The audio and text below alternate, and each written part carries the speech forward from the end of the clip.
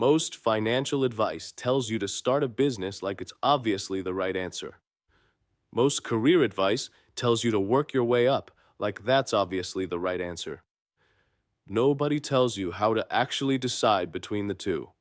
Today, we fix that.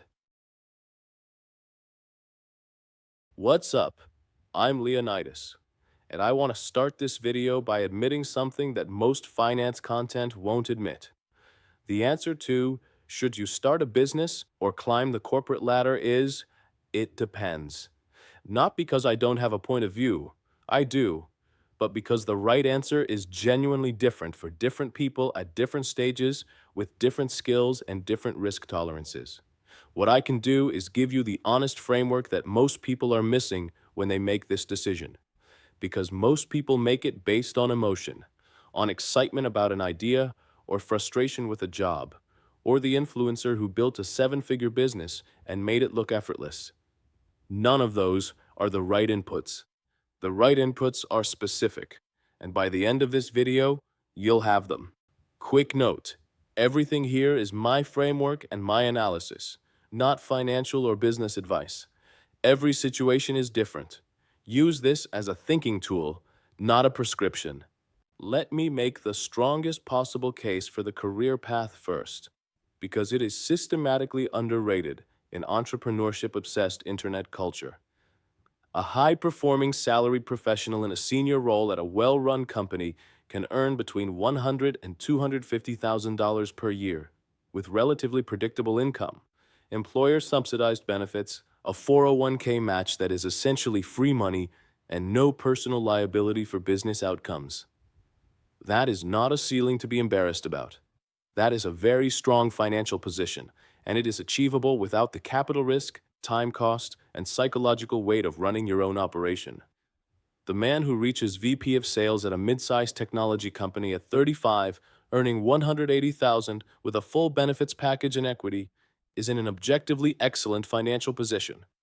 He is not failing because he does not own the company. There is a word for the person who operates with entrepreneurial drive inside an organization, and it is worth knowing: intrapreneur. An intrapreneur is an employee who takes ownership of their domain the way a founder takes ownership of a company. They identify problems, propose solutions, build internal teams, drive new revenue lines, and capture upside through promotion, equity compensation, and performance bonuses. The intrapreneur does not have to make payroll. They do not carry personal liability. They do not give up income during the years a startup takes to become profitable. But they bring the same energy, initiative, and strategic thinking as an entrepreneur, and they are rewarded for it within the corporate structure. Many of the most financially successful people over a 20-year career horizon are not founders. They are exceptional intrapreneurs, chief revenue officers, general managers, VPs of product, people who built careers on results, not just tenure. The career path is not passive. It is not showing up and waiting to be promoted. The version of the career path worth pursuing requires the same intentionality we talked about in the skills audit and the raise negotiation videos. It requires continuous skill development, deliberate visibility within the organization, consistent negotiation for compensation and title, strategic relationship building, and the willingness to move to a new employer, a new city, a new industry, when the current ceiling becomes real. The career path done passively, show up, collect salary, wait, is genuinely a dead end. The career path done actively, build capital, negotiate aggressively, move when necessary, is a compounding machine. The career path done passively is a slow decline. The career path done actively, with negotiation, skill building, and strategic movement, compounds just like an investment portfolio. The difference is intentionality, not the path itself. The career path also has a protection argument that rarely gets discussed honestly. Starting a business before you have sufficient capital, skills, and market knowledge has a high failure rate, estimated between 60 and 90%, depending on the industry and the time frame. The men who start too early motivated by frustration with a job rather than a genuine opportunity, often spend 2 to 4 years building something that doesn't work, then return to the job market with a gap in their resume, depleted savings, and a higher debt load than when they started. That is not an argument against entrepreneurship. It is an argument against premature entrepreneurship before the conditions are right. The career path done well in your 20s and early 30s builds the conditions that make entrepreneurship far more likely to succeed. Capital reserves, domain expertise, an industry network, and the operational knowledge of how businesses actually function. Now, let me make the equally honest case for entrepreneurship, because it provides things that no career, however excellent, can replicate. The first is uncapped upside. A salary, even a very high one, has a ceiling. A business does not. The man who builds a company to 5 million in annual revenue and sells it for 3 to 4 times that multiple has created an outcome that no corporate compensation structure can match in the same time frame. The second is control, not just over your schedule, over your decisions, your strategy, your culture, your clients, and ultimately your financial destiny. The entrepreneur does not wait for a performance review cycle to determine whether he gets paid more.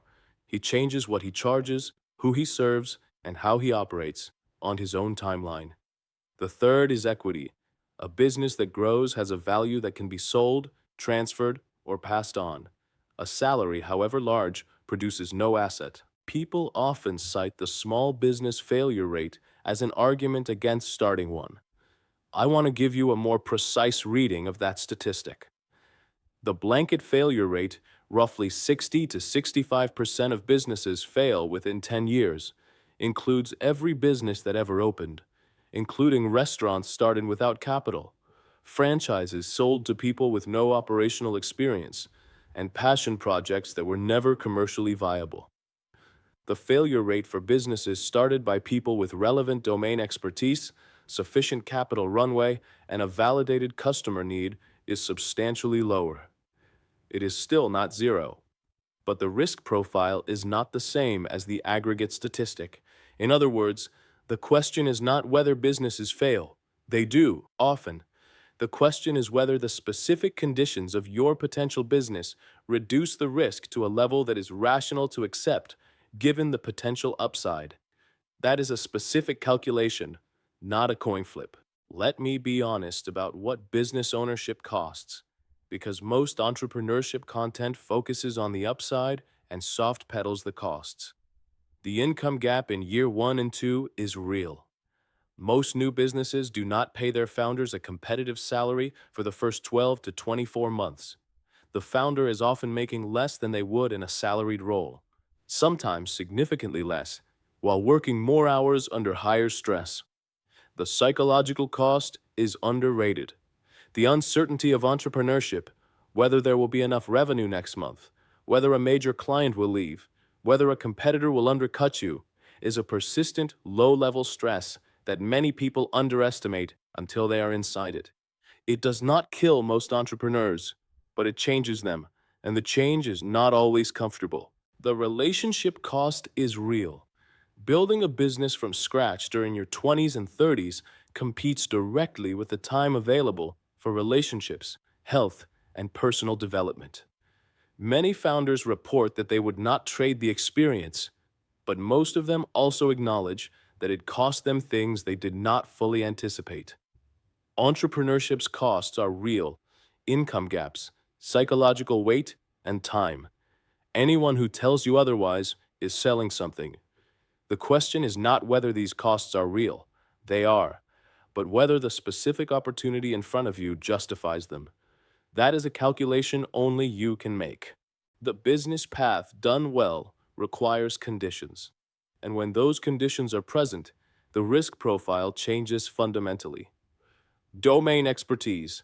You should have 3 to 5 years of genuine skill and knowledge in the market you are entering. Founding a software company without understanding software, or a services business without having delivered the service, dramatically increases the probability of preventable failure. Capital runway. The conventional wisdom is 12 to 18 months of living expenses before starting. That is the minimum. 2 years is safer. This is not optional. It is what allows you to make decisions from a position of patience rather than desperation. A validated customer, the single best predictor of business success, is whether someone has already paid you for the thing you intend to sell. A side hustle that generates recurring revenue is a business validation. A full-time job offer for the skill you intend to consult on is a market validation. Build before you quit. Let me put both paths next to each other across the dimensions that actually matter for your financial life. Not the emotional appeal of either, but the real-world variables. The career path wins on stability, immediate income, capital protection, and predictability. If you have dependence, debt, or genuinely low risk tolerance, the career path is not a compromise. It is the correct choice. The business path wins on ceiling, control, equity, and long-term upside. If you have the capital, the expertise, and the validated idea, and you are willing to accept the variance, the upside is real and it is large. Neither column is obviously superior. They are different instruments for different situations. The mistake is treating this as an identity question. Am I an entrepreneur or an employee? Rather than a situational question. Given where I am right now, which path produces the better expected outcome? Most people choose their path based on what kind of person they want to be perceived as, not on a rational analysis of their specific situation. Entrepreneurship sounds bold. Corporate sounds safe. Neither of those is an argument. Run the actual numbers for your actual life. Here is the pattern I want you to notice about most genuinely successful entrepreneurs. Not the celebrity outliers, but the ones who built durable, profitable businesses and kept them. Most of them did career first. They spent 5 to 10 years inside organizations, learning how sales works, how operations work, how to manage people, how to read a P&L, how to close a deal. And then they took that accumulated knowledge into a business they founded with domain authority and a network already in place. This is not universally true. There are famous exceptions, founders who built massive companies straight out of university with no prior experience. They exist. They are also the people we hear about precisely because they are exceptions. The base rate for the career-first entrepreneur is meaningfully better than the base rate for the jump-in-before-you-know-anything entrepreneur. The career builds the conditions for the business to succeed. The business extracts and multiplies the value of everything the career built. The most reliable path to successful entrepreneurship is often not quit your job and start a business. It is build exceptional career capital for 5 to 8 years. Then use that capital, the expertise, the savings, the network, to launch a business with structural advantages most first-timers don't have. I want to name a third option that gets almost no attention in this kind of comparison, and it is the option that I think is the most underrated for young men in their late 20s and early 30s. The intrapreneur path. Take an entrepreneurial role inside an organization. Director of new products, head of business development, general manager of a new division. These roles exist at mid-sized and large companies, and they offer something that neither pure career climbing nor pure entrepreneurship provides easily: the chance to run something, own outcomes, and make decisions that matter, with the organizational infrastructure already in place. The financial package for a senior intrapreneur role at a well-resourced company often includes strong base salary, performance bonuses tied to the unit's results, and in some cases, equity or phantom equity in the division. The ceiling is below a founder's potential exit, but the floor is far higher than a startup's early years compensation. For the man who has genuine entrepreneurial drive but is not yet ready to absorb the full risk of founding, the intrapreneur path is not a stepping stone to the real thing. It is a legitimate and highly rewarding destination in its own right. Here are the 5 questions that determine which path makes sense for where you are right now. Answer them honestly, not aspirationally. Question 1. Do you have 12 to 24 months of living expenses saved? If no, the business path right now carries risk that is difficult to justify. Capital runway is not optional. Build it first. Question 2. Do you have 3 to 5 years of genuine expertise in the market you would enter? If no, build the expertise through the career path before attempting to monetize it independently. Question 3. Do you have a validated customer, someone who has already paid you for the thing you intend to build a business around? If no, validate before you quit. Run the side hustle. Get the consulting client. Prove the market will pay before betting your livelihood on it. Question 4. Can you tolerate 2 to 3 years of income below your current salary while the business builds? If the honest answer is no, due to obligations, risk tolerance, or life circumstances, the career path is not a failure. It is the right instrument for your current situation. Question 5. Is your motivation for wanting to start a business a genuine opportunity or frustration with your current job? If it is primarily frustration, fix the job first. Change roles, negotiate, move. Starting a business to escape a bad situation is one of the most reliable predictors of a failed business. Here is my honest assessment, and I will own it directly. For most men under 30 who are asking this question, the honest answer is career path now, with active preparation for a business path later.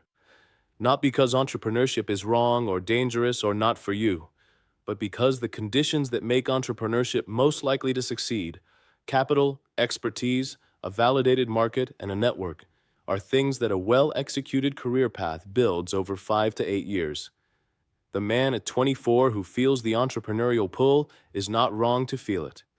But the most likely path to a successful business at 32 runs through a career at 24, not around it. Use the career years to build the skill capital, save the runway, find the market gap, validate the idea on the side, and build the network that becomes your first client base. Then launch from a position of strength rather than a position of escape. The career and the business are not competitors. They are a sequence. Career builds the conditions. Business extracts the value of those conditions. The men who try to skip the first step usually find that the second step does not work as expected. The men who invest in the first step find that the second step is much more likely to succeed. I want to name the exception clearly, because it exists and it matters. If you have a validated market opportunity right now, a specific problem you understand deeply, a customer who has already expressed willingness to pay, and the capital to sustain yourself for 18 months, the case for moving immediately is strong. Do not let process thinking override a real opportunity. The framework I've given you is not a gatekeeping mechanism. It is a checklist. If all the boxes are checked, go. The conditions are right. The risk is rational. The career will wait, and the opportunity may not. If you have concluded that the career path is the right move right now, here's how to use those years to build toward the business path simultaneously. Track 1. Capital accumulation. Treat your income gap, the difference between your earnings and your living costs, as startup capital in waiting. Invest aggressively. When you are ready to launch, the difference between having 18 months of runway and 6 months of runway is enormous. Track 2. Domain deepening. Choose your career specialty with the eventual business in mind. If you want to eventually build a marketing agency, go deep in marketing at a company that does it at scale. If you want to build a financial services business, go deep in finance at a company that does it well. You are getting paid to build expertise you will later monetize independently. Track 3. Side validation. Start the business on the side while you still have salary income. Get the first client. Run the first project. Prove the model works at small scale before you bet your income on it at full scale. This is not a hedge. It is the fastest path to confident full-time launch. Track 4. Network building. Every colleague, client, vendor, and mentor relationship from your career years is a potential customer, partner, referral source, or advisor when you launch. Build those relationships intentionally, not transactionally, genuinely. The network you build while employed is the distribution channel for what you build when you are not. The best time to build the conditions for a successful business is while you are still earning a salary. Capital, expertise, validation, network, all four compound during the career years. The founder who launches at 32 with 8 years of career preparation is playing a fundamentally different game than the one who launched at 24 with none of it. Here is the specific signal I look for when evaluating whether the time is right to leave a career and go full-time on a business. The side hustle or early business is generating at least 30% of your current salary in revenue, consistently, over at least 3 months. Not one good month, 3 consistent months. You have 12 months of living expenses saved and accessible, not in retirement accounts, in liquid savings. You have at least 2 customers or clients who have expressed intent to continue paying you, not one. The risk of a single client is the risk of a single employer. If they leave, you are back to zero. When all 3 of those conditions are met simultaneously, the revenue, the runway, and the recurring clients, you are not leaping into the void. You are stepping across a gap that has been measured and found to be crossable. I want to close this section with a warning in the other direction, because the career path has its own trap. The trap is lifestyle lock-in. The man who earns $120,000 and expands his lifestyle to match that income has golden handcuffs. He cannot afford to leave and try something new because his monthly overhead requires his current salary to function. Every raise that goes to a bigger apartment, a nicer car, or a more expensive lifestyle is a raise that reduces your entrepreneurial optionality. The man who earns $120 and lives like he earns $80 has $40,000 a year of compounding capital and genuine freedom to make moves.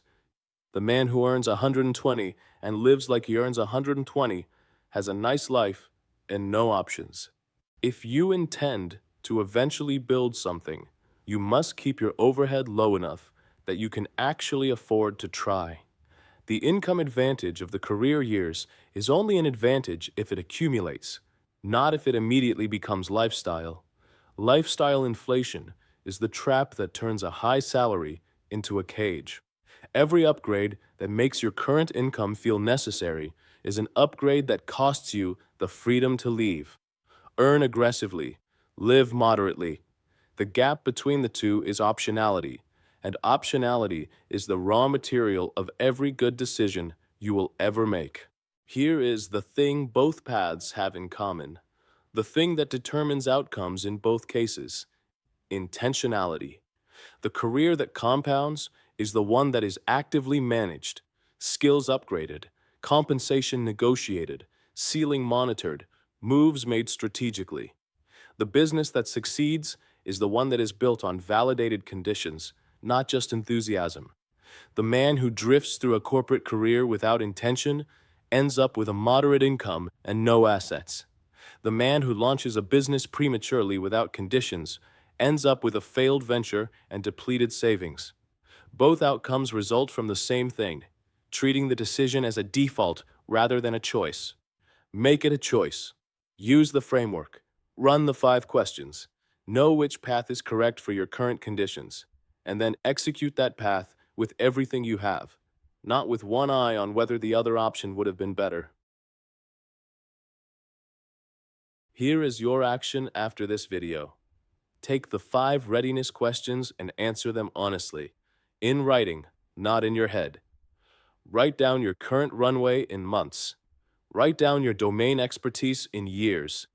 Write down whether you have a validated paying customer for any business idea you have. If the answers tell you the career path is right for now, that is useful information.